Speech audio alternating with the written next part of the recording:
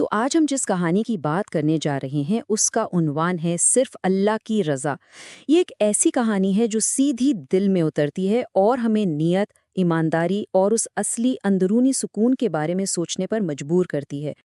کہانی کا جو مرکزی کردار ہے اس کا نام ہے حسن، اور اس کے بارے میں بس اتنا جان لیں کہ سچ بولنا اس کی عادت تھی، چاہے فائدہ ہو یا نقصان، وہ سچ کا ساتھ نہیں چھوڑتا تھا، یہی اس کی پہچان تھی۔ تو اب شروع ہوتا ہے ایک مشکل فیصلہ۔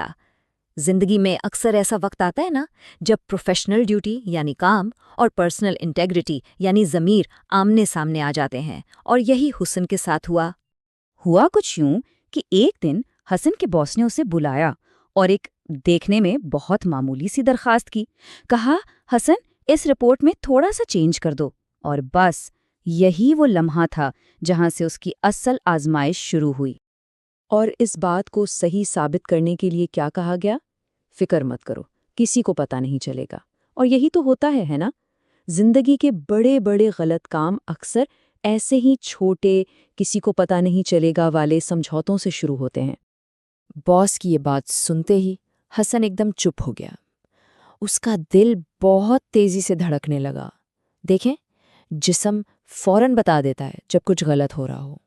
اس کا ضمیر اسے جیسے چیخ چیخ کر کہہ رہا تھا کہ یہ صحیح نہیں ہے۔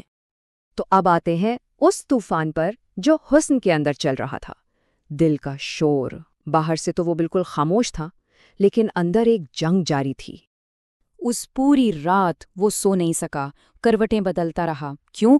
کیونکہ وہ جانتا تھا، اسے بالکل واضح طور پر پتا تھا کہ جو کام اس سے کرنے کو کہا جا رہا ہے وہ غلط ہے، سراسر غلط۔ اور اس کشمکش میں، اس بے چینی میں، اس نے وہاں رجوع کیا جہاں سے اصلی طاقت ملتی ہے۔ اس نے دعا کے لیے ہاتھ اٹھائے اور کیا مانگا؟ اس نے مانگا، یا اللہ، اگر میں سچ کا ساتھ دوں اور لوگ مجھ سے ناراض ہو جائیں تو بس مجھے ہمت دینا۔ اور بس یہی وہ ٹرننگ پوائنٹ تھا، فیصلہ ہو چکا تھا۔ تو فیصلہ تو ہو گیا، لیکن اب باری تھی اس فیصلے کے نتیجے بھگتنے کی۔ سچ کا ساتھ، اکثر سچ بولنے کی ایک قیمت چکانی پڑتی ہے نا؟ اگلی صبح جب وہ آفس گیا، اس نے سیدھا جا کر انکار کر دیا۔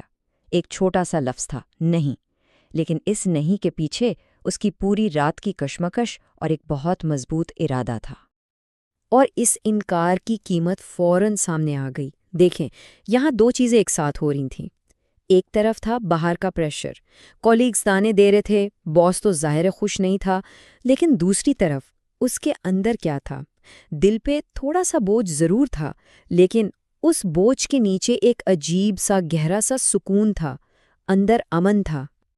خیر، وقت گزرتا گیا۔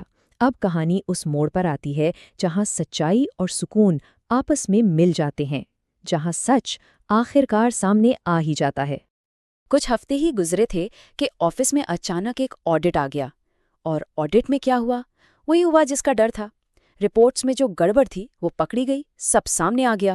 اور اس کے فوراً بعد باس نے حسن کو اپنے پاس بلایا، اور اس میٹنگ میں کچھ ایسا ہوا جس کی حسین نے بالکل امید نہیں کی تھی۔ اس کے باس نے پہلی بار اس کی طرف دیکھ کر مسکرایا اور کہا، تم نے صحیح کیا۔ سوچئے یہ جملہ سن کر حسین کو کیسا لگا ہوگا؟ یہ اس کے لیے سب سے بڑا انعام تھا۔ اس وقت حسن نے کوئی لیکچر نہیں دیا، کچھ نہیں کہا، بس اس کی نظر آسمان کی طرف اٹھی اور اس نے دل ہی دل میں شکر ادا کیا، اسی ذات کا شکر جس سے اس نے وہ ہمت مانگی تھی۔ تو یہ کہانی صرف حسن کی کہانی نہیں ہے، اس پورے واقعے میں ایک بہت بہت گہرا سبق ہے، اصلی سبق۔ اس دن حسن کو زندگی کی ایک بنیادی سچائی سمجھ میں آئی، ایک ایسی حقیقت جسے سمجھنے میں لوگوں کو پوری زندگی لگ جاتی ہے، جو ہر نفع نقصان سے اوپر ہے۔ اور وہ سچائی کیا تھی؟ وہ یہ تھی کہ جب اللہ راضی ہو تب لوگوں کی ناراضگی میٹر نہیں کرتی۔ بس یہی ہے اصل بات۔ اصلی کامیابی لوگوں کی تعریفوں میں نہیں، بلکہ صرف اور صرف اللہ کی رضا میں ہے۔